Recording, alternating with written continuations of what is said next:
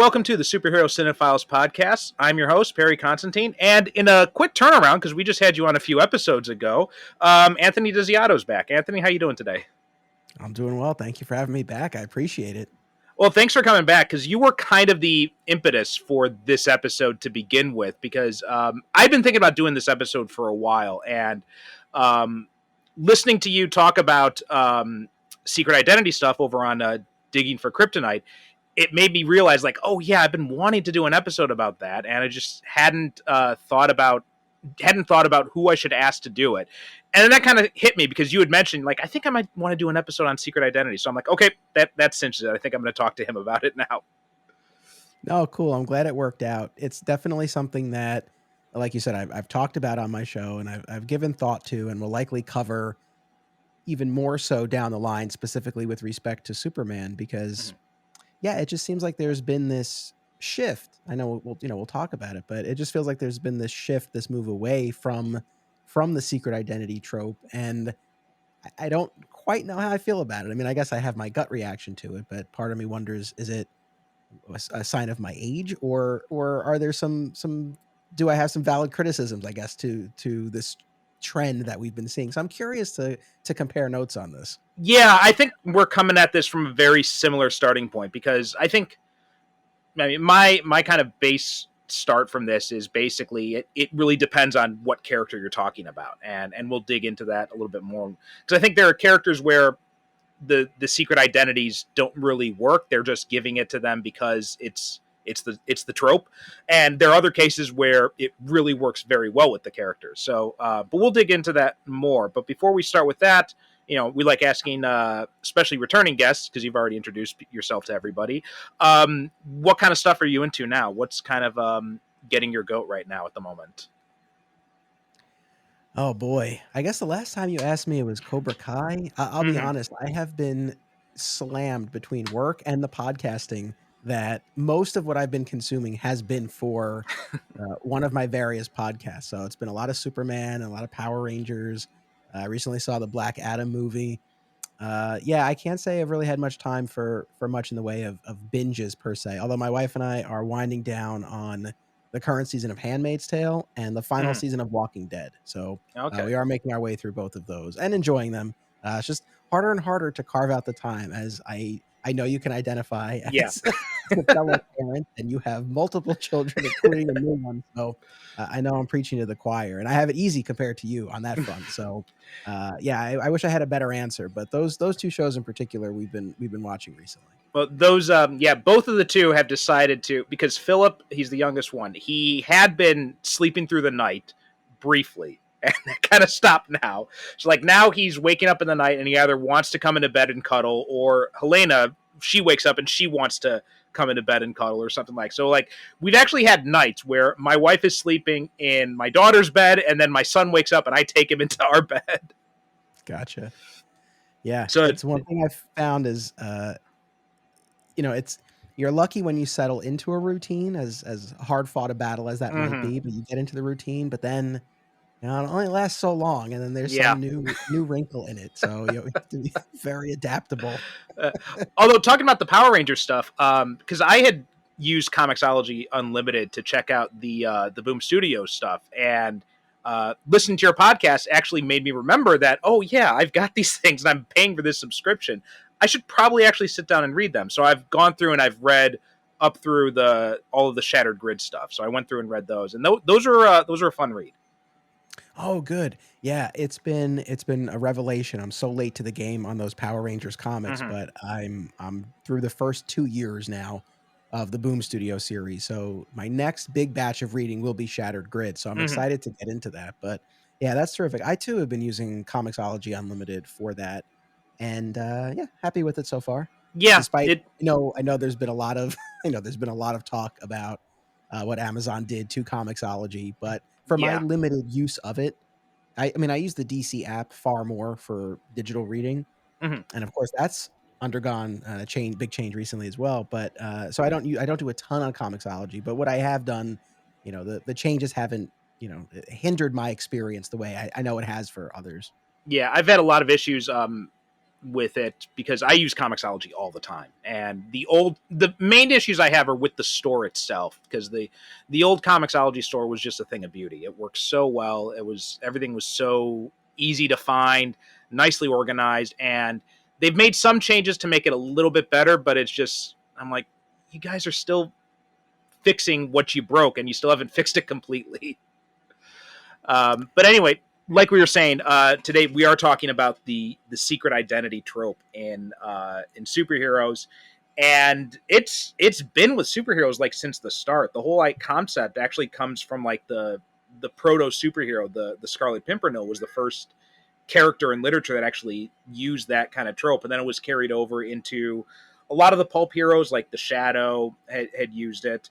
And then, of course, when Superman and Batman came out, they also used it too. And it had been a big thing in superhero comics for basically decades. I don't think the first character I think I can think of that really stopped using or never really had a secret identity to begin with was probably the Fantastic Four.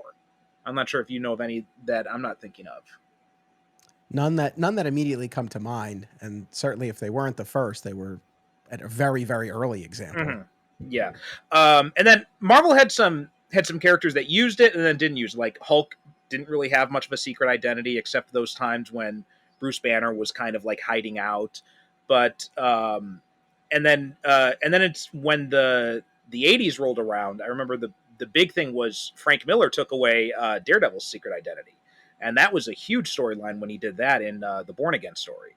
But before you dive into any specific examples, what's kind of like your overall take on the secret identity concept? So overall, I'm always hesitant to make any sweeping blanket statements, right? So I think, to touch on something you had said before, I think, it depends on what character and what medium, but generally speaking, I do tend to like the secret identity. And, like I said earlier, I don't know if this is just because this is what I grew up with and I'm so used to it, but it's been very interesting in recent years. I guess first with the Marvel movies, Mm-hmm. really seeing this big move away from it and recognizing after a while, like, oh yeah, like the characters in these movies, I really don't have them. Mm-hmm. And then more recently, and again, I've really was coming at this initially from the Superman lens, but seeing that play out in the comics too, uh, yeah, I don't know. It's not necessarily like the hill I'm gonna die on, but I Mm-hmm. do feel like there is a lot of value in the secret identity, even if it's not always explored. It doesn't need to be the basis of every story or even Mm-hmm. many stories, but I think it can be mined. And I feel like sometimes I feel like we lose more than we're gaining when we do that. Certainly, that's what I felt when it happened in the pages of the Brian Michael Bendis Superman run. That was definitely my gut feeling on that. So yeah, I don't know. I guess overall, I'm not really a fan of this shift that we're seeing. I'm willing to keep an open mind, and maybe Mm-hmm. there's something about it that I'm missing, or something else that's going on in our culture or in our media that makes an argument for this shift away from it. I Mm-hmm. really don't know. I was really been thinking about this in advance of our recording, and it's just like I don't know. I don't really know what to make of it, other than yeah, my heart is with the secret identity ultimately. What I about you? You know what I notice it with the Marvel movies. You're right. That was kind of like the big time we saw it happening a lot in superhero movies. But I think the shift, maybe I think Buffy actually had a hand in it, because if you think about Buffy, she kind of had a secret identity, but not really, right? Because she didn't have like a costume identity. She didn't wear a mask or anything, and like we find out in the prom episode of season 3, everybody knew that she was up to something, and she was always, because she had saved like half the school like a dozen times. So and they'd given her the award of class protector. So even if they didn't really know what it was she was doing, they knew she was up to something, and it was just kind of like this open secret in the school. And and then when we had some of these other movies coming out, like I know it's like in the X-Men movies, they almost never refer to each other by code names, right? Because the X-Men too, characters that kind of had secret identities in the comics, but was never much of a big focus because mostly they only hang out with each other. So it was never really kind of a big thing. And then you see them in the movies, and everybody calls Storm by her code name, but everybody else, they just call them by their real names. So that was kind of a big shift I noticed too. And then when we get to the MCU, you know, you get that scene at the end where Tony's going to give the press conference, and he's got the whole cover story Shield's given him, where Iron Man's his bodyguard, and which is right out of the comics. And then he just says, you know what? He puts the card down. He's like, I am Iron Man, and I remember thinking at the time. Well, let me think. What was your impression when you saw that scene for the first time? So actually, I just want to piggyback on something else that you said, because I Okay. love that you brought up Buffy, and then I'll circle back to that Iron Man moment. I love that you brought up Buffy. I wasn't even thinking about that, but that makes total sense, because I was thinking about the Arrowverse shows in Mm-hmm. particular, and they're very Buffy-esque in that in that team, or the Scooby Gang, right? Yeah. If you want to call it that. And so and within those shows is a similar type of thing where, to the public at large, right? In Central City, people don't know that Barry Allen is the Flash, but Mm-hmm. virtually every cast member on the show knows that Barry Allen is the Flash, because they're all Right. part of this team. And the Buffy aspect also made me think of this too, is that, yeah, it also depends how we're defining secret identity, because look, as you know from listening to my show, my heart is always with Smallville. Mm-hmm. And in that 10-year journey, except in those very final seasons when he was known as the Blur, right? Or the red, blue blur first and then the Blur. But for the vast majority of that series, it wasn't that Clark had a secret identity per se, Mm-hmm. but he had his alien origin and his powers that he hid from everyone. And so, I guess I do still equate that to a secret identity in a sense. And I think that's probably part of the reason why I do hold on to that, especially Mm-hmm. when we talk about Superman, and we talk about Superman revealing his identity, because that Smallville series was so formative for me as a Superman fan, and it's 10 years of him hiding this part of himself, Mm-hmm. to because he wasn't sure how he was going to, make his way through the world. He wanted to protect the people around him. And so it's just such an ingrained part of that character, at least. So, when we move forward, and it's truly the Clark Kent disguise, or however you want to define that, but like, that totally tracks for me. And so when we Mm-hmm. move away from that, that's really where I bump up against it in that respect. And and then as far as Iron Man, I enjoy. I mean, I was totally on board with that moment, and I Mm-hmm. remain on board with that moment. Now, in fairness, I am not, nor have I ever been, a huge Marvel guy. I love Mm-hmm. Spider-Man. I love Daredevil. I enjoy a lot of the other characters, but my heart's ultimately with DC. And on the Marvel side, again, not a huge Iron Man fan. I mean, it's really the movies that made, like, a lot of the masses. Right. The movies are what made me a fan. So I didn't go into that with any preconceived notions, any expectations. I wasn't It wasn't the sort of thing where I was like, oh, like, they have to line up to the comics. I really, not to be flip, but I didn't really care. I just wanted to Mm-hmm. enjoy the movie, and I did. And I felt like that was such a fun ending, because that upends your expectation. It's, you think they're going to go along with the comic book explanation of the secret identity, and they don't. And it's this version of the character that Robert Downey Jr. and Jon Favreau crafted. It felt totally in character based on what we had seen. So Mm-hmm. I love that. But do I necessarily think that needs to be, the template for all of them? No, not necessarily. But in that context, in that film, for that character, I did like that. I think you're hitting on something that I keep coming back to as well, because Iron Man's secret identity, it was always one of those things. Captain America's a lot of the same way too.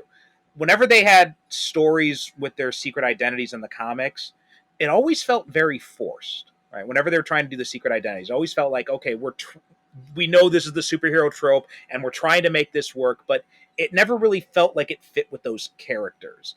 And I think the comics eventually realized this, because um, even before the MCU, they had outed Tony and Steve in the comics. In it actually, I think the Ultimate comics were kind of the template for this, because Tony Stark in the Ultimate comics had a public identity, and then in the regular universe comics, he had revealed his identity, and then he had they'd use some like sci-fi satellite mind control thing to make people forget type of thing, and then briefly he was back in the closet, and then after the movie came out, then they came out with it again. I think it was around the time Civil War came out. That's when he outed himself again, and he's been out ever since. And Captain America, it was actually after 9/11, there was a really good run by John A. Reber, and he had this, this war on terror inspired story where Captain America, kills this terrorist, and then he says, America didn't kill this man. He takes off his mask. He says, I did. And he reveals that he's Steve Rogers because he didn't want his America to be associated with what he had done. And I'm shortchanging the story a lot. It's a surprisingly nuanced portrayal of the war on terror in a post 9/11 world when a lot of people weren't looking for nuance. I actually read that. So despite not being a huge Marvel guy, I did read that. This was the period of time I had just started working at my local comic shop, and I was sort of expanding my horizon as a comics reader. And I guess maybe I read an interview or read a preview, or I guess I got it from the start. And I do remember that arc. It's been crazy to think decades now since I read it. I'm long overdue for a reread, and you've kind of inspired me. So maybe I'll pull that up and give it a read, because I definitely remember reading it and enjoying it at the time. So I know exactly what you're talking about. Yeah, it holds up really good. I had reread it, I think maybe last year or a year before, and it still holds up pretty well. And I remember at the time being like really kind of surprised at how nuanced it was, because it was a nice contrast, because they had these like kind of propaganda style covers, if you remember at the time, and then you had this the inside, it was very much nuanced and complex, and so it was a nice way to kind of like, it was this nice kind of bait and switch. I really kind of respected what they had done with that. And so when they did this in the movies, like you said, I agree, like Tony Stark is, first off, he's a celebrity in his own right. So Tony Stark is not he doesn't get out of the Iron Man suit and then go off and try to be anonymous in his day-to-day life. And he's such an egomaniac that I can't imagine him not wanting everybody to know about what he's doing as Iron Man. Yes. Yeah, no, that's the thing. That makes sense. And we're getting at this idea, again, preliminary question of how are we defining secret identity, but also, what purpose does the secret identity serve? Because it will, in some cases, it might not serve one at all, like maybe in the Tony Stark example. And that's why we don't need one. So yeah, I mean, I think that's, how much time are we spending with the character in their civilian identity? What would it make a difference if they were known versus not known? I mean, in the case of like a Tony Stark and the lifestyle he leads, where he's a celebrity already, yeah, probably not that much of a difference. So yeah, I mean, I think there are a few things at play for sure. Now, I want to actually compare that to Bruce Wayne, because we had very similar character types, right? Billionaire playboy types. So he's already a celebrity in his own right in his civilian life. But with Batman, I think it's a case where the secret identity definitely adds something to the character. Yes, and because look, again, I'm basing my assessment of Iron Man really on what I've seen on screen. So, again, I haven't read the comics to the extent that I would really be able to speak knowledgeably, but from the sense that I have of Tony Stark, it's not, his Tony Stark persona is not an act, right? Like, whereas Bruce Wayne, it is, and he needs that act so that he would not be suspected of being Batman. Well, and that's another thing too, right? A character like Iron Man, who is sanctioned, right, and allowed to operate the way he does, versus the vigilante Batman. Of course, that's the extent to which Batman is truly an outlaw who's hunted, that varies. But I remember the Adam West movie when they said like, "Oh no, Batman and Robin are fully deputized because we can't let kids know that vigilantism is okay." Exactly. And when you get to the point where he's on the Justice League, it's it's kind of hard to go with that. But at the most basic fundamental level, right, he is operating outside the law, and he needs to be able to do that freely. And Bruce Wayne is really not who he is. That public persona, at least, is not who he is. Bruce in the cave with the cowl down, that I think that's his truest self. But Yeah, so I mean, I think you can. It is interesting to really start to unpack this because I think, yeah, you really can draw some clear distinctions where Secret Identity adds something to the Hmm. character, as you can tell, versus an instance where maybe it doesn't. Like it's just sort of there and doesn't really serve as much of a purpose, and you get more of a pop out of Hmm. that "I am Iron Man" moment, like you get Right. at the end of the movie. Well, actually, what you know of Iron Man from the movies, very much, basically, to summarize it, he is pretty much the same as he is in the comics and the movies. The only difference is he's more snarky in the movies. That's basically the main difference. But like the arrogance, the hyper intelligence, the he's the smartest guy in the room and he knows it, and he's going to make sure you know it. All of that is comes from the comics as well. They just kind of have a different focus because you got Robert Downey Jr. playing him, and you're going to let Downey do his Downey thing. Um, Gotcha. but yeah, I think that with Batman, and this gets into something else I want to talk about too, is just the fact that how much the secret identity reflects that character. And you said it perfectly. Like when Bruce is in the cave with the cowl down at the back computer, that is who he is. That's him and his element. When he goes out and he does his Bruce Wayne thing, that is the real mask, and that's a mask. That's an act he's putting on for everybody. And part of that is to preserve the secret identity, but part of it is also just to for his own benefit because he's kind of masking his own childhood trauma in that way too. Yeah, no, that's I mean, that's a great point. Do you watch the Harley Quinn cartoon Oh on God, HBO? yes, yes, I love it. I know what you're talking about. The walk through Bruce Wayne's mind. Such an Yeah, I amazing mean, from episode. the recently completed 3rd season, it's such a great episode, and yeah, you really see just how fractured, how broken he is. It's such a great episode, Mm, but yeah, so I think that's another great example. I mean, I don't want to jump ahead. I'm sure we'll spend time on Spider-Man, but just another example where so much of what's baked into the DNA of that character and the types of stories that are typically told and told well with the character are reflect how hard it is to be Spider-Man, and in particular mm, to be Parker, and to try to balance those two. So, again, I think like Spider-Man is another good example of an instance where you get a lot of value out of the secret identity, and it serves a very specific purpose. And in all of these cases, I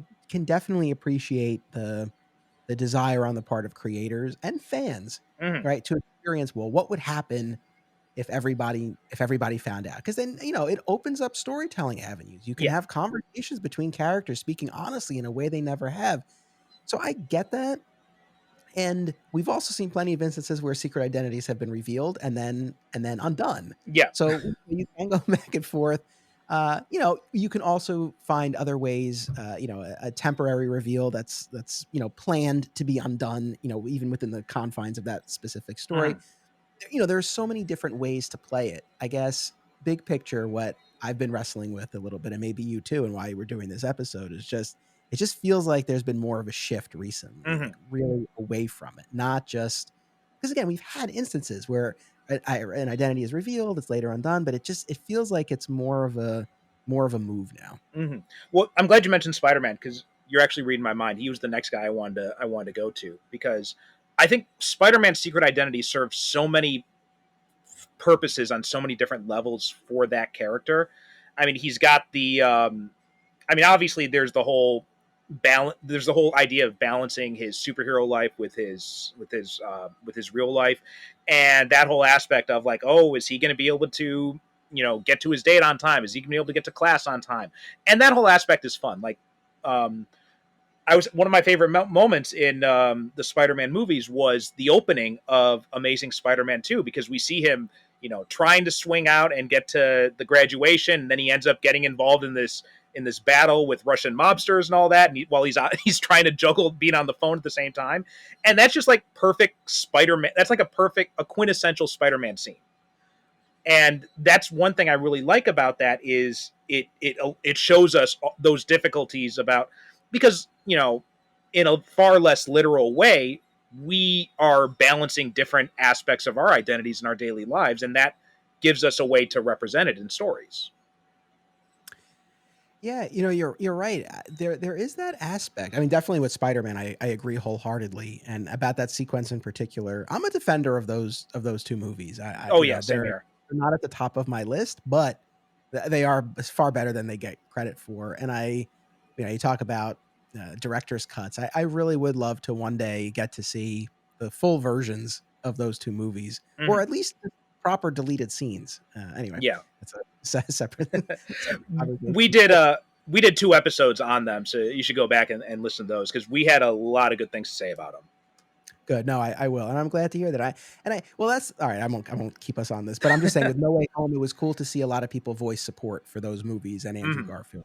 At least there's some love out there. But no, you hit on something even more human and fundamental. That's a great argument for secret identities. At least, again, maybe not necessarily for every character, but generally speaking, because it's true.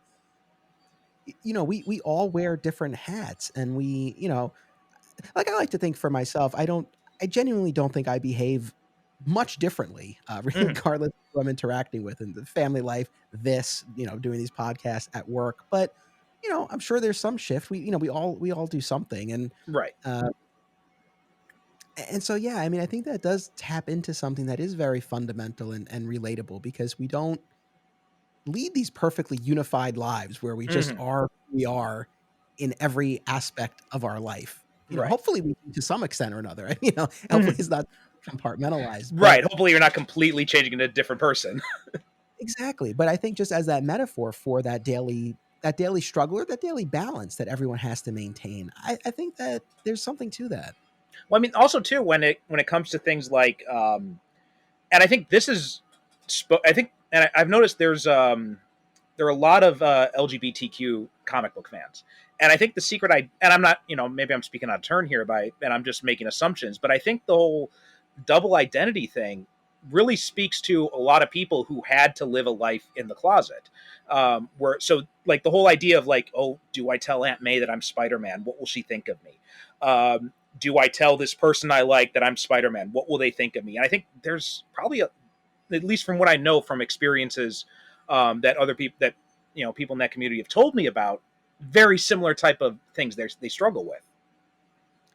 So I'm glad you brought that up as well. And I'm not part of that community either, so it's like, I certainly don't want to speak for anyone. But you mentioned the discussion that I had on my podcast about this, and so this is a perfect segue, because I guess what I was voicing on that show is, especially again through the Superman lens, I think it was in the context of Superman revealing his identity in the pages of the Bendis run, as well as, spoiler alert for the series finale of Supergirl, but Kara Danvers revealing that she is Supergirl on national television in the final moment of the show.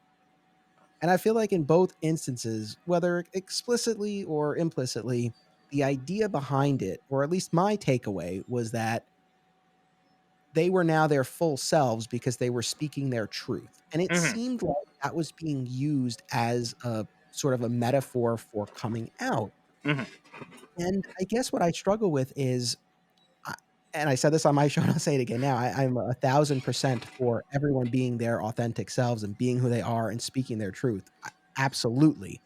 I guess I don't know if that's the right metaphor in the pages of the comics or on screen. I think the way you presented it makes more sense. And I did have one of my audience members who is a part of that community, tweeted at me after that episode and said that they don't like it was done, in those instances. So, yeah, I don't know. I think that's one of the things that I sort of bristle up against, and that's where I feel like it's really become this movement, because now, if the idea is having a secret identity is the equivalent of being closeted, for example, and then feeling your secret identity is the way that you are, achieving your true self, sort of thing. I don't know that that's the right metaphor. I don't know if that's what the community is even looking for. I think it's limiting. I just, like, that's where I really, I don't know. It just doesn't, something's not clicking for me. Okay, yeah, I think you made some really good points there, and yeah, that's the thing with, because I think that metaphor does work with some things, but I think what people are forgetting about metaphors is that they're they're supposed to work in specific incidences. They're not supposed to be catch-alls for everything.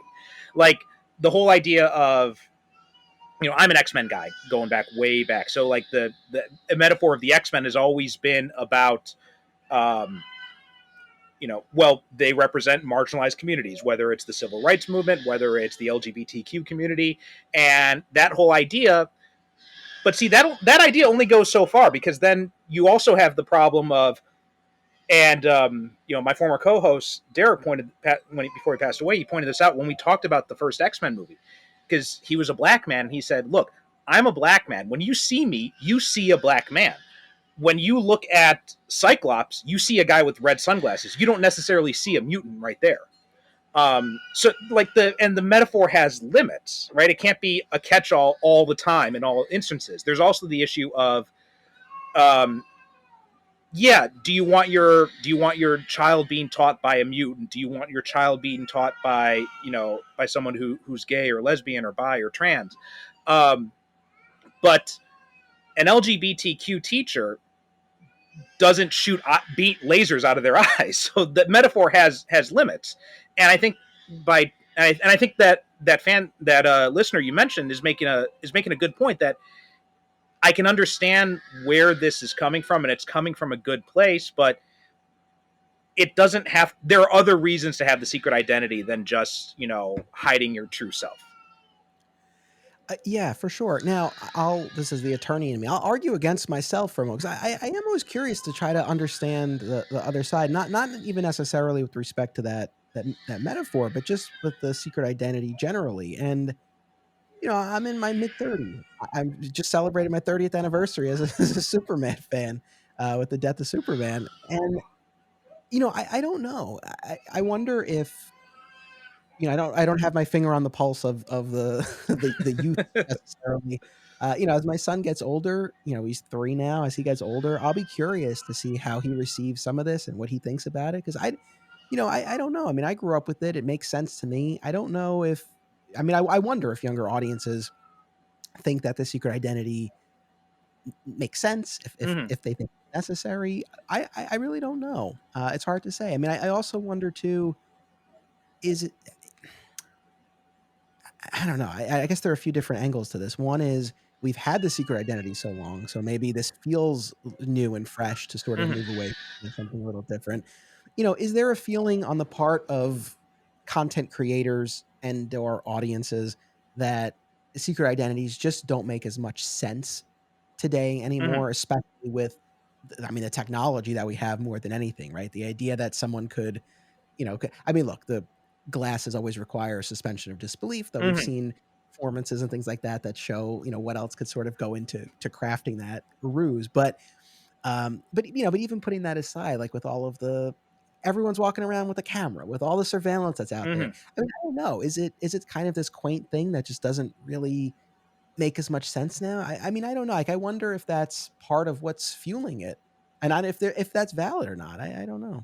No, I think that's a good question. I think that's a really good point, because when I think about, and Bendis is kind of like the impetus for this conversation from what you talked about with his Superman run, because he's done this now 3 times, right? He did it in Ultimate Spider-Man, and it wasn't so much a public outing, although once he had killed off Peter Parker, that had become completely public. But a lot of people along the way had found out that Peter Parker was Spider-Man, and you had this whole thing where Nick Fury's the head of S.H.I.E.L.D., and he's like, I'm the fucking director of S.H.I.E.L.D. Of course I know who you are, 16-year-old superhero. And that made sense. And then when it came to Daredevil, again, that was an amazing story. The whole out storyline and everything that went along with it. And that really suited that character very well, because this is a character who has been pretty sloppy with his secret identity. So it made sense to reveal it and to then deal with what happens once that identity is out there. And I admit, the first time I heard about that story, I was kind of skeptical, because I'm like, wait, didn't Frank Miller already do this? Why are we doing it again? But Bendis took it to new levels that I didn't even think about at the time. But then we went to Superman, and I felt like when he did it with Superman, it didn't feel right. I could understand it with Ultimate Spider-Man, because he's a 16-year-old kid dressing up as a superhero, and this is set in the early 2000s. This is not set in the 1960s. So obviously there's more surveillance. Obviously obviously the suspension of disbelief is a little bit harder to grasp when you've got a 16-year-old kid being able to outwit everybody. So there's an element of that. So yeah, it makes sense that people would find out who he really is. Um, Same thing with Daredevil. That totally makes sense for that character and the world that he inhabits. But with Superman, I and I know I'm preaching the choir here, but I don't know if maybe you could see what are the benefits of Superman revealing his secret identity. Because for me, the way I've always looked at and you're right, the secret identity, it can be kind of quaint, and especially when you look at some of the older versions, like the Adam West Batman show. There's no differentiation between the way Adam West plays Bruce Wayne and the way he plays Batman. They're the exact same guy. Same thing with Burt Ward and Robin. No differentiation whatsoever. But you watch something like Christopher Reeve, and you see how much of a transformation he undergoes, or Brandon Routh, in the brief moments we see him in Clark Kent and Superman Returns, or even to a lesser extent Tyler Hoechlin on Superman and Lois. Like he's playing. There's not much of a differentiation, but he's playing a much more exuberant kind of guy. He seems like he's a more comfortable as opposed to being upright Superman. Dean Cain too. He had that same thing where he was much more relaxed and much more comfortable, whereas Superman, he was always very stiff. And so I always looked at Clark Kent as, I mean, a few different things. One, it protects your loved ones and your family, which totally makes sense for this character. But two, it's also the fact that this is kind of like his personal fortress of solitude that he carries with him. It's his way to not be always, everybody coming up to him on the street, and a way for him to just kind of relax and live a normal life. Yeah, you are preaching to the choir. I'm right there with you on all of this. And as you know, I recently covered the period in Superman comics in the Triangle era, Mhm. following the wedding, or following the death of Superman, leading up to and including the wedding. And within that was the death of Clark Kent storyline, where his childhood friend Kenny Braverman became conduit and just found out his secret identity, dismantled his life. And in like one of the epilogue issues to that storyline, Clark finally reunites with Lois, who was he thought had died. And they have this whole conversation where he's not really sure if he wants to go back to being Clark Kent or if he needs to go back to being Clark Kent. And Mhm. like Lois creates this little test for him where she has him go to get a cup of coffee as Clark and as Superman. And it's like, as Superman, he just can't do it. Like all he wants to do is sit down and order a cup of coffee, and they don't know what to make of him being Mhm. there. Right? They're a little bit scared, they're a little bit excited. And it was just like this perfect encapsulation of what Clark allows him to do. And I feel like virtually every medium in some way, shape, or form has made the argument for that. Mhm. Smallville certainly. And I remember in the final episodes of Smallville where Lois and Clark were engaged to be married, and she felt like she couldn't go through with it because she would be holding him back. He has this larger responsibility. And there was all this talk about how, he's not a god. Like he Mhm. can't do 24/7. He needs, I think personal fortress of solitude is a beautiful way to put it. Like that's one of the things that Clark Kent allows him to do, allows him to live in the world and engage with the world and be a reporter. Mhm. Which again, some versions that's a bigger part of who he is than others. Right. But I like the version where he actually cares about being a journalist. So yeah, there are so many arguments. Not to mention, I thought it, just practically speaking, I thought it was ridiculous in the Bendis run where he reveals his identity and then continues on as a reporter. And Yeah. they talk about all the ways they fortified the Daily Planet. And it was just, I mean, I appreciate that he at least addressed it, right? That there were all Mhm. these new security measures, but it was just, I thought, absolutely ridiculous. And the last thing I'll say on this rant, especially about Superman, another another way to sort of draw some lines here is in the context of the story, whose choice is the reveal? Mhm. Because I'm with you. Again, I know despite again not being a huge Marvel guy, I am a big Daredevil fan, and oh my god, did I love that run of comics you're talking Mhm. about with Bendis run, and then into the Brubaker run as well. It's such a tremendous run. That's another one I'm so overdue to reread, and I want to because I just remember that so fondly. Did you read, That just was a quick side? Did you read the Wade stuff that came after that too? it's on my shelf, but I haven't read Oh, it you yet. got, because they did some fun things with the secret identity in there too. Nice, nice. But there, like with the Bendis run on Daredevil in particular, he was outed and he had to deal with the fallout of that, and he Mhm. did for a really long time, and it drove. Like that's the thing. That was an instance where that secret identity reveal created such an engine that sustained that book for a long time, and there was so much to explore. In the case of Superman, and I'm not saying it's because he made the choice himself, but he did, right? He revealed himself to the world. And what was kind of weird to me was both in the pages of the Bendis comics, like a lot of Bendis's final issues dealt with Superman was kind of out dealing with otherworldly threats, if I'm remembering correctly. It's Mhm. it's been a while now since I read up on that run. I mean, definitely in the immediate aftermath, like I said, you see him working at the planet and stuff like that. But then a lot of it kind of had him elsewhere. And then after Bendis leaves the books, we have Philip Kennedy Johnson come on board. Superman's off world. He's on Mhm. War World Yeah. for a really long time. So I don't know. It's not necessarily against an argument against the secret identity reveal, but it's kind of interesting that it happens, and then we have all these stories where it's kind of irrelevant. Oh yeah, yeah. I mean, yeah, I found myself because I read stuff by the trades and I wait for them to come on sale on Comixology, and DC is so slow to get stuff out, and even slower to get stuff on sale unless it's Batman. They put Batman stuff on sale constantly. But when it comes to like Superman stuff, like it takes forever for the stuff to come down. Like I've been waiting to read the Warworld saga, but it's still like even when it's on sale, it's still like $10. I Um, know. so and yeah, that was something I was looking at it when I'm looking all the what is this called? The I don't even know what era this is. The new era is called that they're doing the post Bendis stuff. I don't know, whatever it's called. But that whole era, when they have the when they're doing all these changes and stuff, I remember thinking, I'm like, okay, future state, I think it is, right? Yes. Okay, and they've got all these changes coming out. I'm thinking, like, I'm like, wait a minute, so is he? Do people did they undo that? Do people still know he's Clark Kent? I mean, and I found myself really kind of confused by that. Even when I read Superman and the Authority, that's like the only thing really that I've read from this new era so far. They didn't really touch on that very much at all that I can remember. And it just but it seems like, and especially that whole idea of, okay, well, everybody knows Clark Kent is Superman, so now we have to fortify the Daily Planet to make sure the people here work here are safe while they're working here, and then Superman's going to go off world. I mean, it strikes me as being really irresponsible on Superman's part, because part of the reason for that disguise is to protect the people around him. Exactly. And again, I don't know.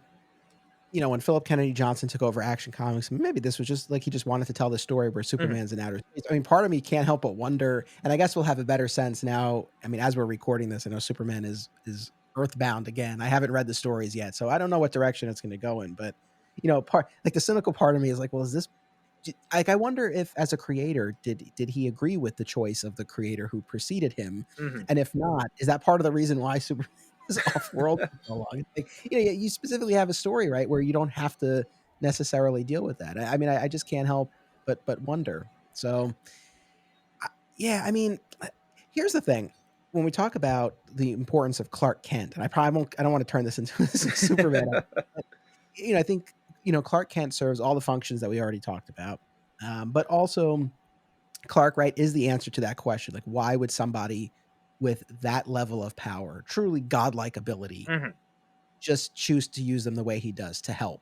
Mm-hmm. And it's like, well, Clark Kent is the answer. When you know Clark, to borrow a line from For All Seasons, it's like when you know Clark, you know why this Superman could even exist the way that he Right. does.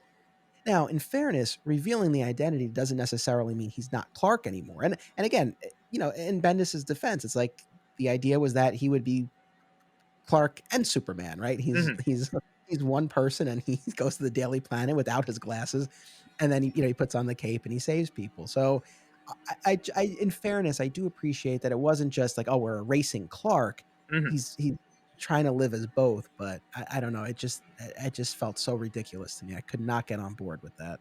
Well, I think Smallville did a really good job of this, where they show you why that normal life is so important to him. And I think And all the and I do have a lot of criticisms of Smallville over the years, especially in the later seasons. But I think one of the things that they established really well in those early seasons was the idea that, you know, he just wants to be a normal guy.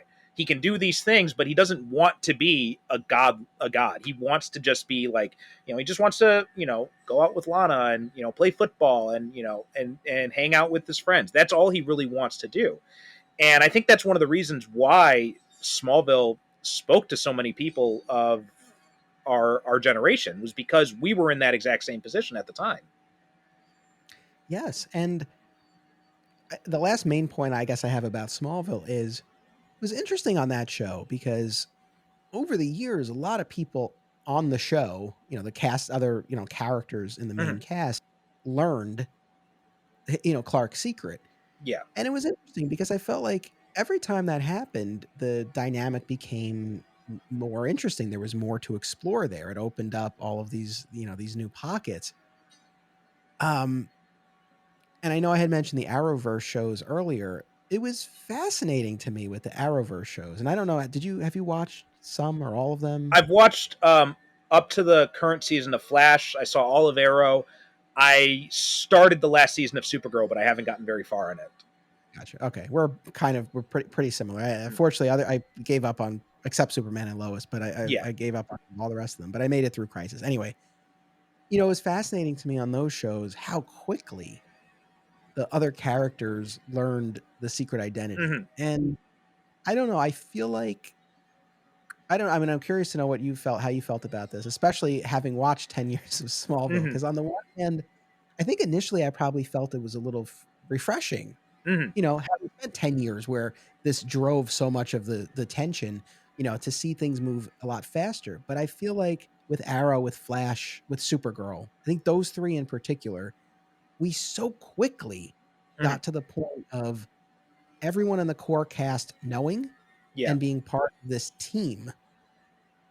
And I feel like all of the shows kind of suffered in some way or another from that. I think it was too much too fast, and you do need that tension to some extent. You're making a really good point, and that's something I've been wanting to talk about on this too, because I think with Smallville they were really smart early on, where they kept it secret, only Jonathan and Martha know, and then eventually I think it was it season 2 or season 3 when they tell Pete. I think it was season 2.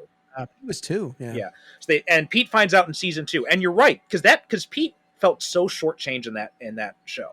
It felt like a lot of the stuff that could have been done for Pete was given over to Chloe. And I felt like she kind of sucked away a lot of potential for Pete as a best friend character. Um, but once Pete knew and Chloe didn't, that added a whole new dynamic, and that made the interactions that Pete had with Clark a lot more interesting. Now, I think as they got on, and I think this is where it comes in, it's that whole idea of balance. Because I think as they went on, and then, you know, just about everybody knew that Clark had superpowers and all this. That's when I think it started to suffer, because then I'm starting to get to especially because we're doing a proto Superman show, so it gets to the point where, okay, so Clark Kent moves to Metropolis, and then and all of a sudden all of a sudden there's this guy with superpowers flying around, and then doesn't everybody in Smallville remember all those things Clark Kent did?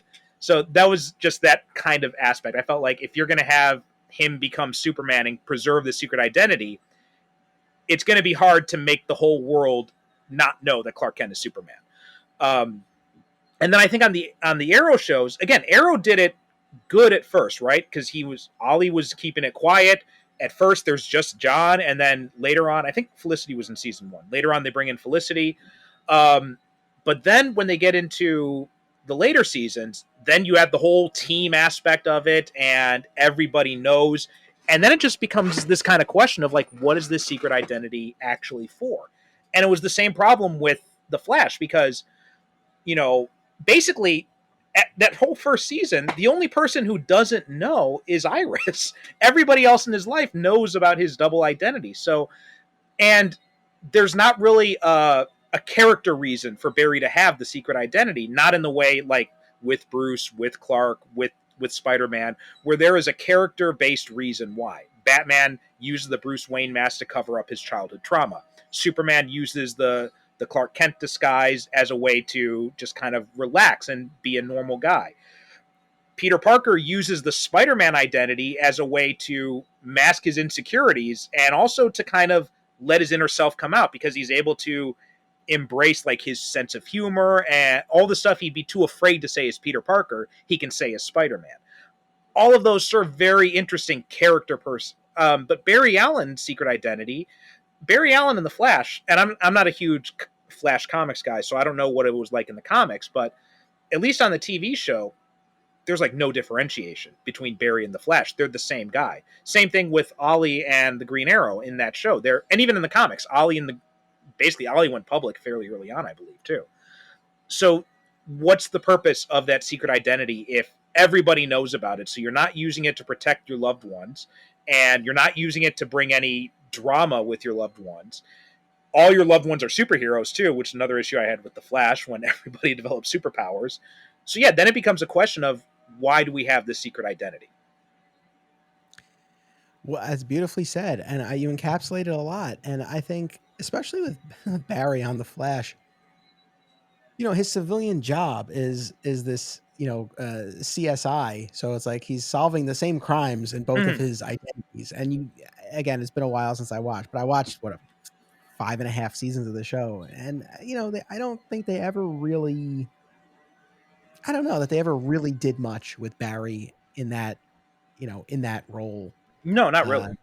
That it was really justified. So no, I think that's a great point. And I mean, maybe this is really just more of an Arrowverse problem and doesn't necessarily speak to the whole secret identity thing. But I think why I have such an issue with the teams on these shows is, I was talking about this with my wife, and I realized what it was that bothered me about it. And it's that, I guess, going back to the Smallville of it all, or something else that I've revisited recently, Lois and Clark, the New Adventures of the Superman. The superhero side of all of these shows, and the shows in particular, there's always going to be some variety in terms of how compelling or how high the quality is, right? In terms of the plots, the villains, our mileage will vary. Some things will knock it out of the park, other times not so great. But the things, especially when I look at something like Smallville, what kept me there for 10 years, it wasn't the freak of the week that he happened to be fighting. It was those relationships and the human aspects of this story that were being told.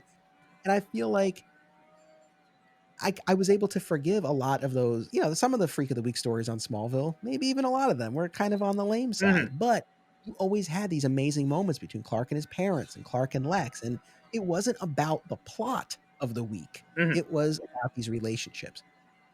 And I feel like on these Arrowverse shows in particular, they become so plot driven and so much about the villain of the week and the big bad of the season.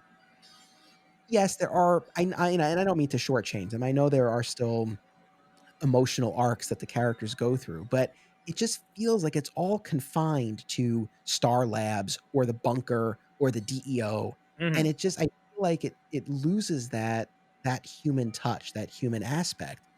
And so, I mean, it does tie in with the secret identity, because it's like when you don't have the secret identity, I don't know, maybe it's easier to fall into that trap of the team that's just always working on the plot of the week. And I don't know, you lose something.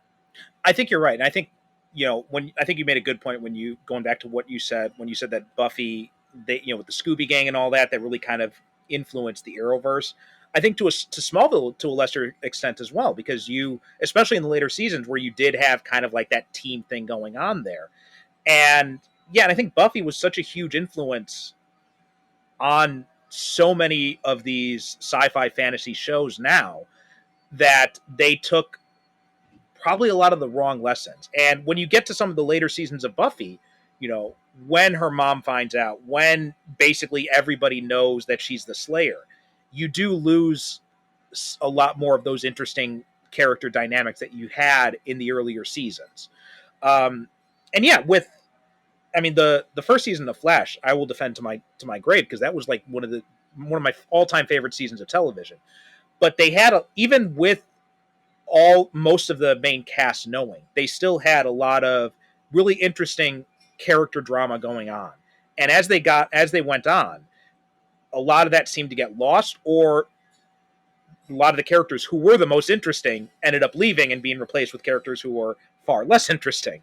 And so now the cast has just gotten so that's another thing. When these shows go on for so long, eventually the cast gets so big that when I'm watching like the last season of Flash, I was like, they're doing this romantic subplot between Chester and Allegra, and I'm just like, I really could not give less of a shit about either of these characters.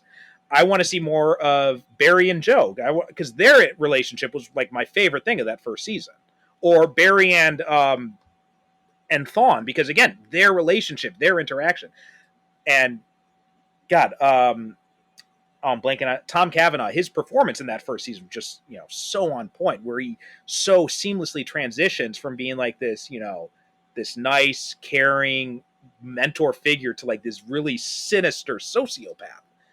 And just seeing the way he was able to do that was, and I think Superman and Lois has done a really good job of kind of keeping that balance, because they're, you've got Lois and the boys know, and you've got Sam Lane who knows, and now Lana knows, but they still manage to have a lot of interesting drama that happens in the town with these other characters, and not everybody in that group is a superhero like you got with Flash and Supergirl later on.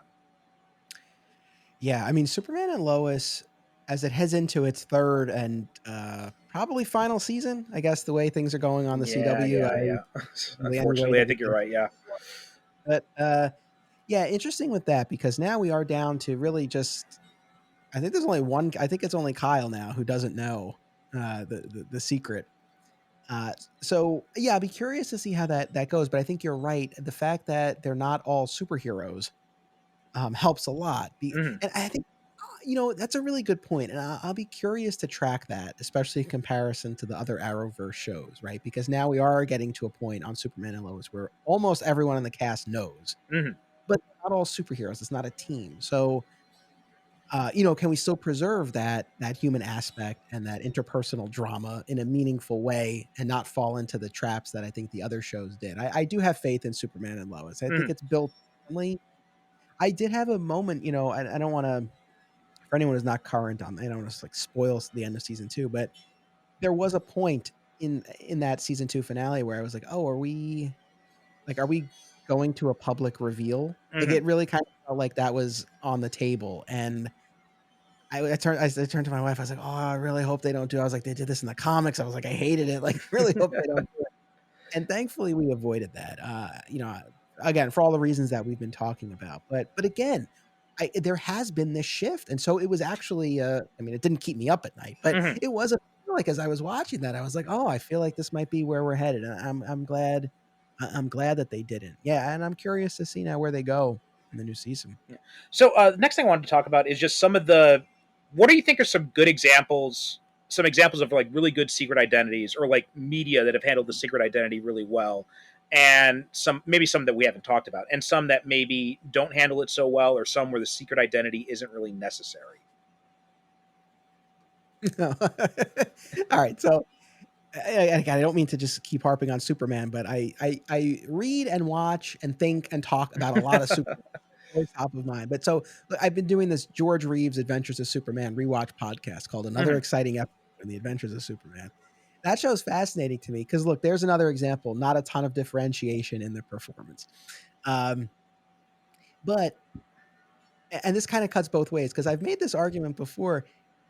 Both Clark and Superman interact with the same four people Mhm. every episode: Perry, Lois, Jimmy, and Henderson. Mhm. It's like as Clark and as Superman, it's the same four people.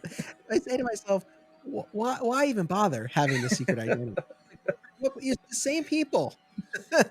But now, on the other hand, we get to a point in the series where Lois suspects that Clark is Superman, and she tries to do all these things to try to figure it out. And I don't know. I thought that kind of played well because if again we're not seeing a ton of differentiation in the performance, if no one can figure it out, it really gets Mhm. kind of silly. But the fact that she suspects, and it almost becomes like a gag, like a running gag between them. I don't Mhm. know. That was an instance where I thought it was kind of cool. And look, you mentioned Christopher Reeve. I mean, that classic, famous, iconic moment from the first movie where you Mhm. see him morph between the two characters, and it's a beautiful thing. It's probably even though I don't care for the overly bumbly I'm character with of you. Yeah. Clark, but it's probably the best argument for how could someone not realize that they're the same person. So My late co-host called it the greatest special effect in that movie. that's a perfect way to put it. That's a perfect way to put it. So, I mean, I don't know. I guess moving out of the Superman realm, boy, I wish I had better things that like really jumped out. What stuff do you have on your list Well, while this? I am going to kind of Superman DC stuff, but I thought that and this is more of an example of where I thought it wasn't handled as well. Like in Man of Steel, I really like that Lois figures out. I thought that was a really interesting twist on the relationship because it speaks to her being such a good journalist. Um, but I didn't like that his identity wasn't really a focus. Like Lex Luthor easily knows, um, you know, he easily knows that Bruce Wayne is Batman. The secret identities don't really serve any purpose in those movies, and I was really kind of disappointed in that aspect of it. But I think as well, like we were saying, the Barry Allen stuff on the Flash, it's just hasn't been handled very well because there's no real purpose. Um, I thought what they did in No Way Home with Spider-Man's identity was really good because they show you why the secret identity is so important to him. And I think, and they did that in the comics too, right? He reveals himself during Civil War, and then like almost immediately after, the one thing he's been terrified of this entire time, all these years, and the one thing Tony Stark says, "Oh no, you don't have to worry, everything's gonna be fine." Boom! Right away, his aunt gets shot. It was like the perfect way to show, like, oh yeah, the secret identity actually is important for a guy like Spider-Man. So I thought those are some examples of, and the movie No Way Home did such a good job where they show him like, and again in a very real world situation. What are you going to do when all of a sudden you find out a superhero is attending your school?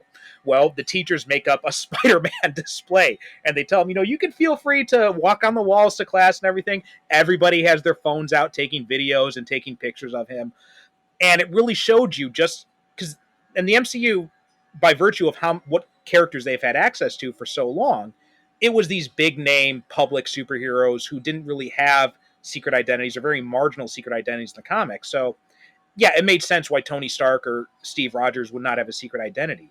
But when you get to Spider-Man, then you're like, oh, now I see why he has it. Daredevil too, when they did the Netflix show, and then also on She-Hulk to a lesser extent too, it shows you what life is like when these people don't have secret identities and why it's so important for these more grounded street level heroes. No, those are all great examples. The No Way Home bit is interesting. I feel like one of the criticisms, and I can get past this, but it is a valid point, I guess.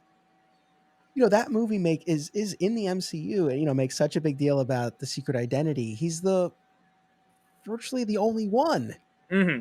Yeah. I mean, I guess now Daredevil, or as of No Way Home, Daredevil, since they brought him in. But yeah, I don't know. Like that felt like a little bit of a disconnect there. That we're in this MCU populated by all these, and again, like we've been talking about, they typically don't have these secret identities. He's Mm-hmm. like one of the only ones. But at the same time, it's like I don't know what the answer is. I think I guess that's actually interesting. Like I'll argue against myself here. It's like even in the context of this universe, right?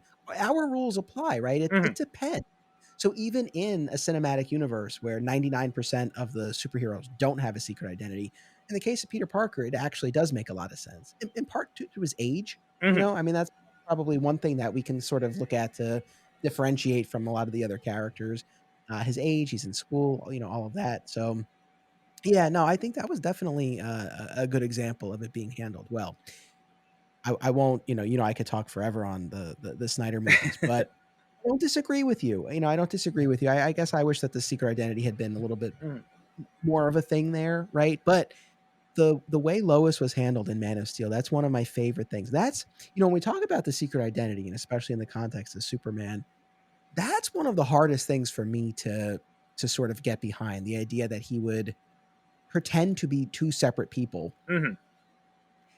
with it's in particular with someone he genuinely cares about. And Yeah. yes, he's trying to and all of that. But again, this is an instance where I can I can get behind the fact that he doesn't tell Lana that he's an alien with powers. Mhm. There's a difference between that and literally making someone think that you are two separate Mhm. people.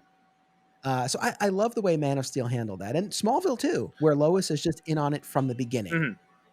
I like that a lot better, and I think certainly for a modern audience, I think that I don't know, it just tracks better and it makes a lot more sense. Look, again, as far as an example where I don't think it works great, Lois and Clark, The New Mhm. Adventures of Super, because and we can easily differentiate that from the George Reeves show because there, even though Clark and Superman were interacting with Lois, and yeah, there was a little, flirtatious energy, he wasn't having a romance Mhm. with her, either identity.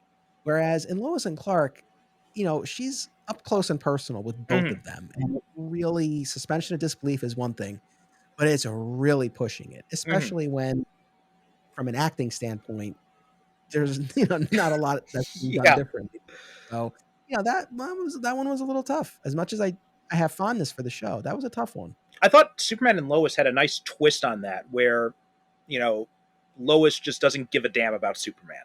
Like she's Yes. kind of suspicious of him, but she's really interested in this new guy Clark, and I thought that was a nice way to handle that. I think my preferred one would probably be the Man of Steel one, which might be surprising for some people to hear me say that, but I do think that it does such a good job of showing Lois's intelligence and her skills as a reporter if she's able to figure it out right from the start.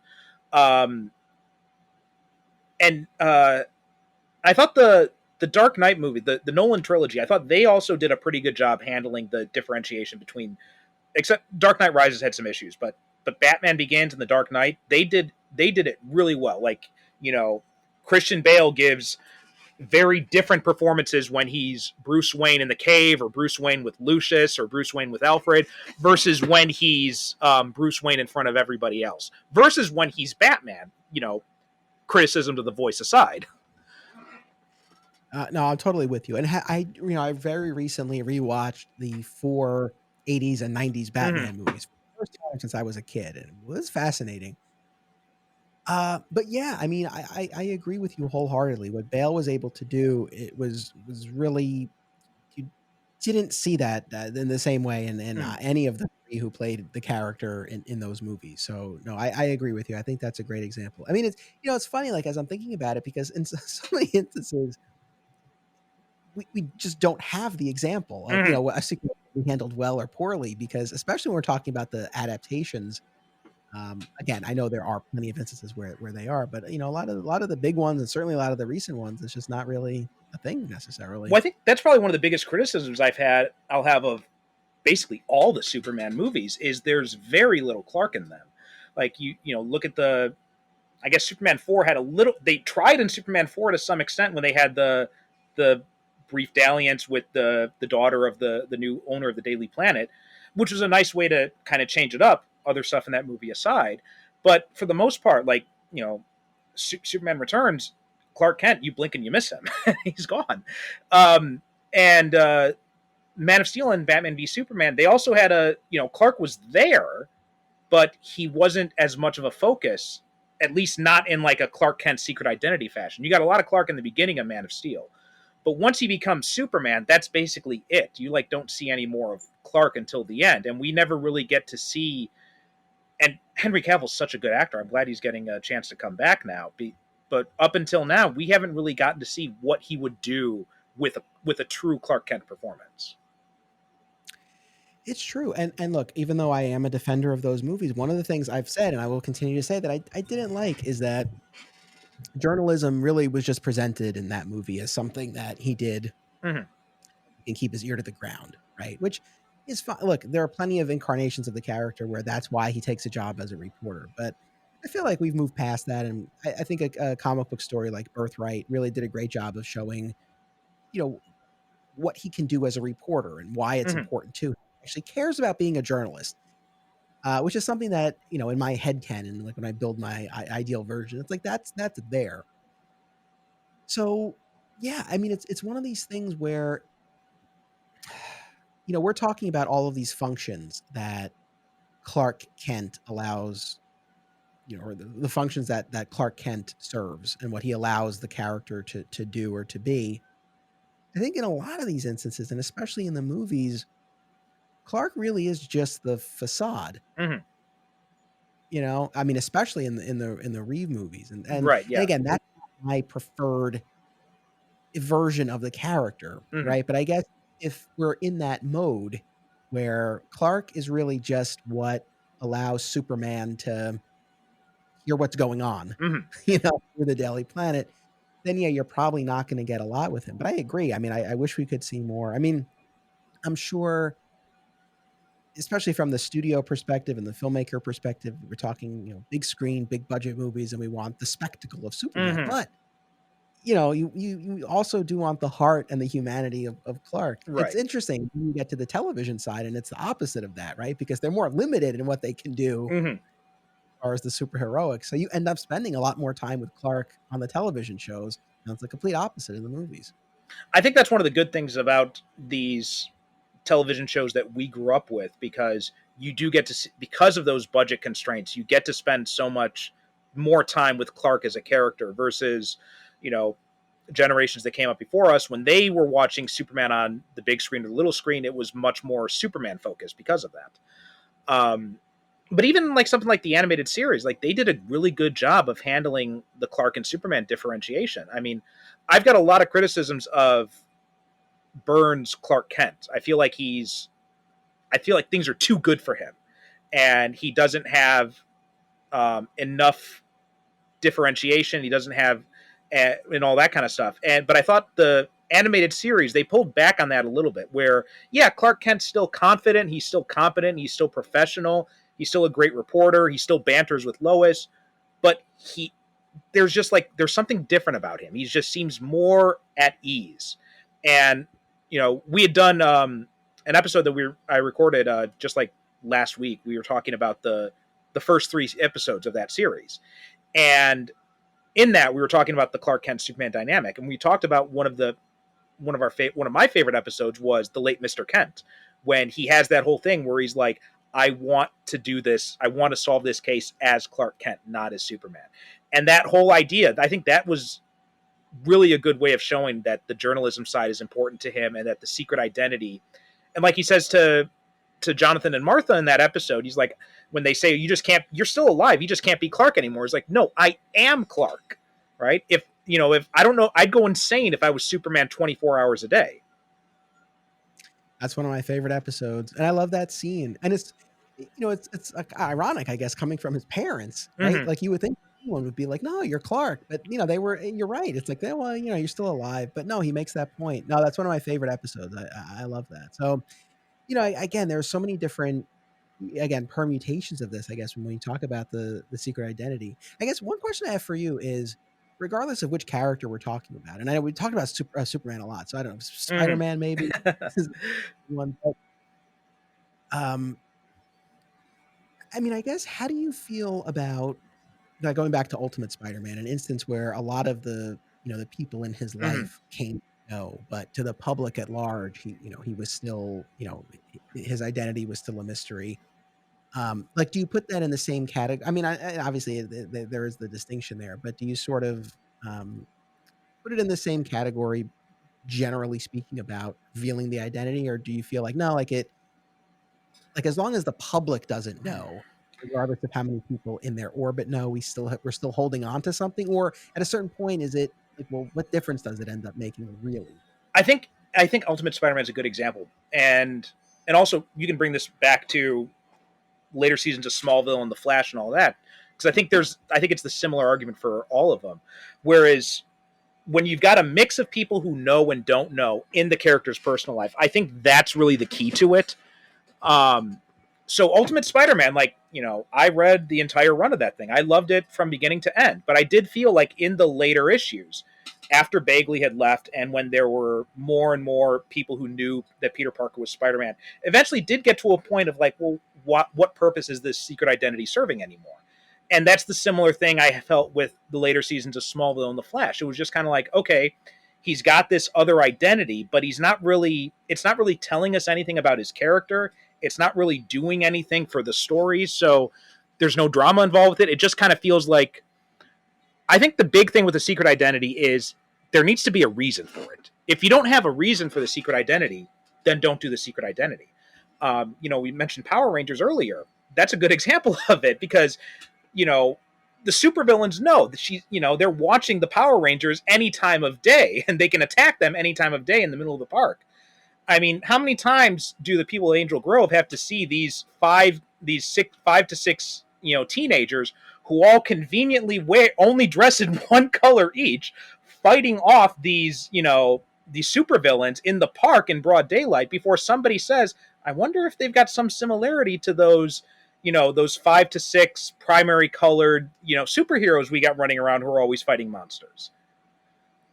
It's crazy, especially the season when Bulk and Skull were trying to figure it out. I mean, they're not the greatest thinkers, but it's just like, really? It's right at you. No, it's true. Again, I could go on a whole rant about this. It was such an odd choice to me that Rita and all of the villains knew their secret identities and were able to watch them at any point. It just, like, I don't know.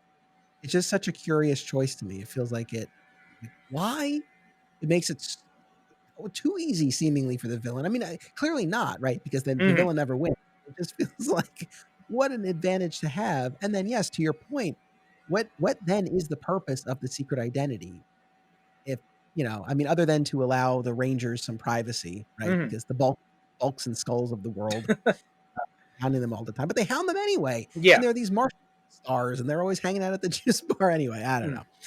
But yeah, that's I know another sort of funny example, the secret identities. But yeah, I think that's really where I come down on this. If you can find a reason for the secret identity, either a reason for the story to work, a reason to tell us something about the character, then absolutely the secret identity is important. I think, like I said, Superman and Batman, Spider-Man, those are like the holy trinity of secret identities. I think, like, those are characters where if you take away the secret identity, you really lose something when you get rid of that. Other characters, Iron Man, Captain America, Wonder Woman even, I don't really think a secret identity is really, or Thor, right? You don't need a secret identity for any of those guys. They've done stories where they've had secret identities, but those stories always felt a little bit on the force side to me. And then you've got this range of characters in the middle. Daredevil's one of those characters who works in either a secret identity context or without a secret identity context, or where it's kind of like an open secret type of thing, like Wade was doing during his run. And then you've got characters like the X-Men and I think the X-Men's so similar to what happens on a lot of the CW shows because they're completely insular. They only talk to each other. They're never talking to anyone else. It's the same thing on the later seasons of The Flash. Like, they don't ever interact with anybody who doesn't know that they're superheroes. So I can understand why you don't need a secret identity in that instance. Yes. Yeah. No, that all tracks. And with Daredevil, I agree. That can sort of work either way. I like the open secret bit because I think that, even I haven't read the Wade stuff, but I mean, I do remember even later on in the Bendis run, it was he had been outed by the tabloid, but he was denying it and he was fighting it. Some people who believed he was Daredevil and others who didn't, and so there was enough ambiguity there where I think that really you can really get a lot of mileage out of that. Yeah, and that's another example too. Like when you say, "What's the reason?" Well, the fact that he's an attorney, right, is a big part of the character. So we need a secret identity for that. So again, like what the character does, if anything, when they're not being a superhero, could be an argument potentially for a secret identity in their case. So, well, I mean, also another example, from last time you were here, we talked about the Punisher. Punisher's a character who does not need who's never had a secret identity, doesn't need one, doesn't care about one. Right. Yeah. Totally. So yeah, I think the main thing about the secret identity is if you're going to do it, you got to have a reason, and you have to figure out a way to make it work so that the characters so you're not insulting anyone's intelligence. Like you said, like the Power Rangers thing. When even Bulk and Skull seem like they should be able to figure this out, that's a problem with that secret identity. And that was some of the issues with some of the, like you said, the Lois and Clark of it, when she's seeing both of them like every single day. She's in this kind of romantic flirtatious relationship with both, but she can't see the connection until they touch her face or something, and then all of a sudden, then she picks up on it. So yeah, I think you need to have a way to keep it if there's a reason for it, and to also have it in a way that it's convincing. Absolutely.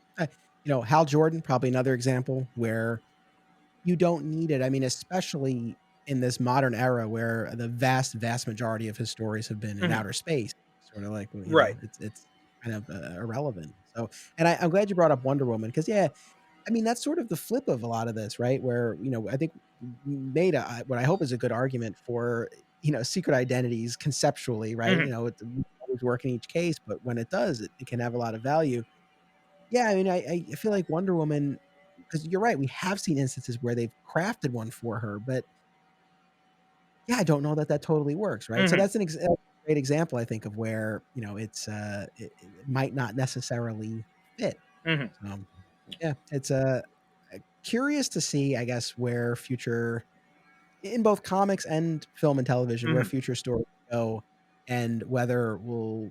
I mean, we've been around for long enough that we've seen these things, kind of go in cycles, and so maybe we'll see a little bit of return to more of the secret identities. I'll be curious, but certainly in the realm of Superman, I hope that Mm-hmm. it comes back in the comics.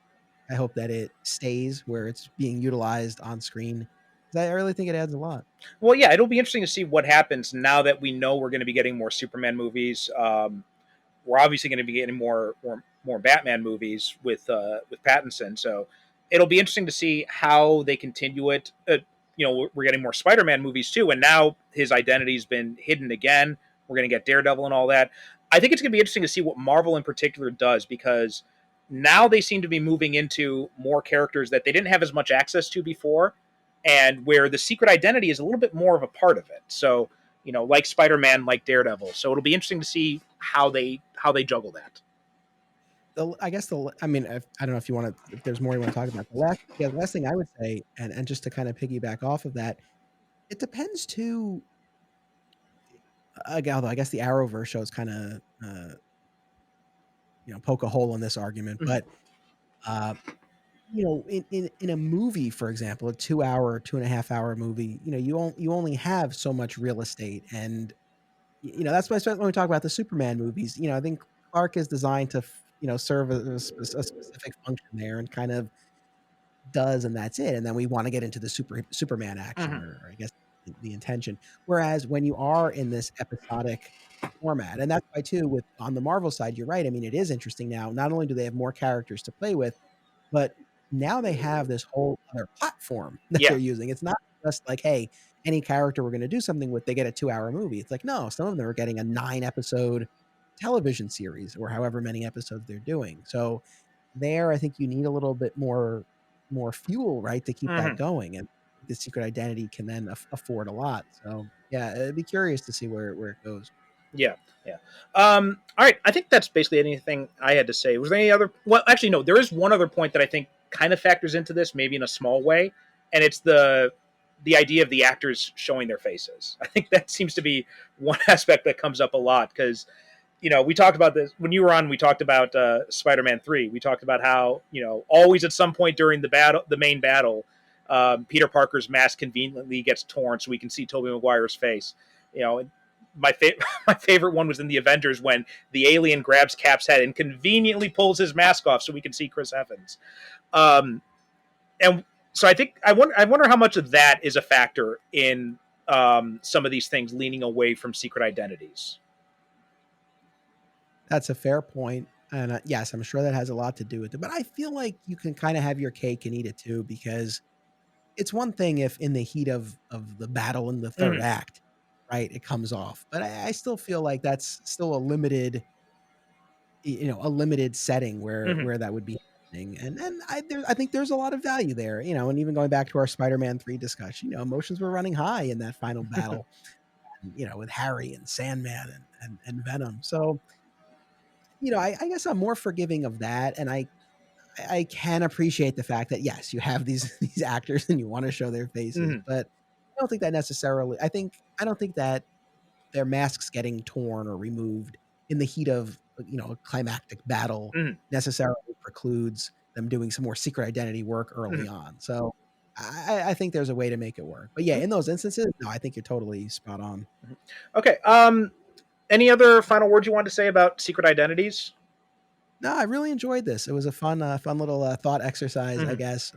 Prior to preparing for this, I mean, I hadn't thought about it a ton, other than just in the Superman context. But it was interesting to sort of survey the landscape a little bit more and see where we are. So no, I appreciate the opportunity to be on, and it was a lot of fun. Thank you. Absolutely, yeah. Well, as always, welcome back to anytime you want to come on back. But why don't you tell people where they can find you until then? Sure. So if you're looking for just one place to go, flatsquirrelproductions.com. All of my film and podcast projects are there. But specifically on the podcast front and what we've been talking about here. So I do 2 Superman shows. One is Digging for Kryptonite. The other is another exciting episode in the Adventures of Superman. We also have Summoning the Zords. That's the Power Ranger show. But they're all available on all major podcast platforms. So I hope people will check them out and hope you enjoy. Yep, really good listens all around. Anthony, thanks again for coming on, and we'll have to have you back on again at some point. Thanks so much. Thank you. All right, that does it for this episode of Superhero Cinephile. SuperheroCinephiles.com is the website. Super Cinema Pod on Twitter and Instagram. And remember, if you sign up for the Patreon page, as little as $1 a month, you get these episodes a week in advance. And we've also got the companion podcast where we talk about comic books and graphic novels.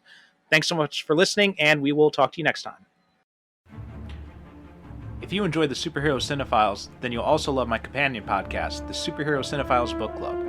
All my Patreon subscribers get access to this exclusive podcast where I review superhero comics and graphic novels.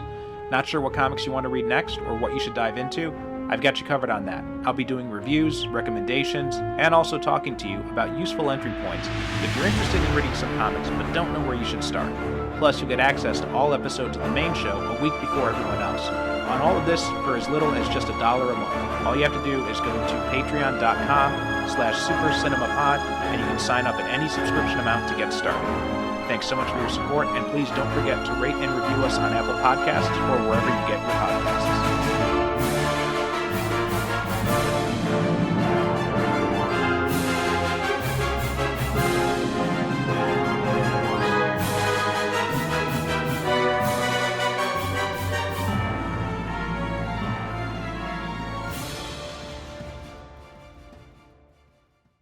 Thank you for listening. And as always, good night, good evening.